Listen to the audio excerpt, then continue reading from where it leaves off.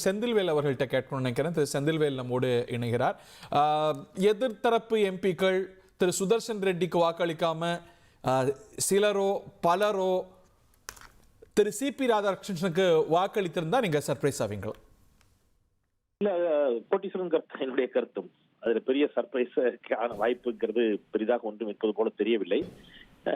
இது இன்னொன்னு இதுல ஒரு ஓகே, நம்ம முன்னாள் பிரதமர் திரு தேவேகவுடா வாக்களிக்க வீல் சேர்ல வரக்கூடிய காட்சிகளை பார்க்கின்றோம். மாநிலங்களவை உறுப்பினர் அவர் என்ற அடிப்படையில் அவர் வாக்களிக்க வரக்கூடிய காட்சிகள் இல்லை.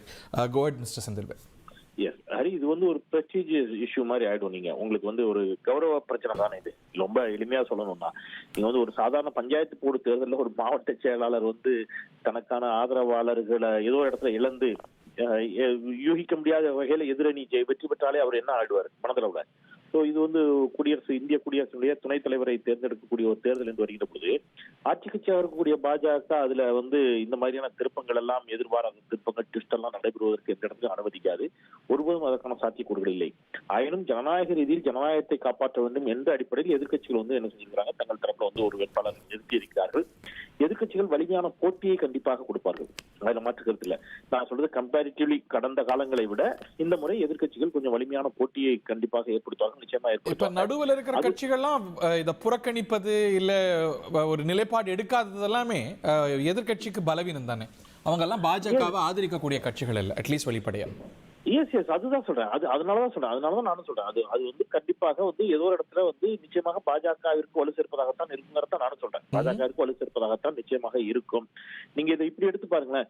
கடந்த காலங்கள்ல பட்நாயக்கோ அல்லது மற்றவர்களோ இது போன்ற தருணங்களில், சிக்கலான பல தருணங்களில் அவர்கள் சில இடங்களில் நடுநிலை வைத்திருந்தாலும், பல நேரங்களில் அவங்களுடைய ஆதரவு அவர்கள் நடுநிலை வைத்திருந்தாலும் அல்லது அவர்கள் நேரடியாக ஆதரவை தெரிவித்திருந்தாலும், எது எப்படியாகும் அந்த ஆதரவு என்பது கடைசியா எண்ட் யூசர் யாரா இருந்தாங்கன்னா பாஜகவை தான் இருந்தாங்க.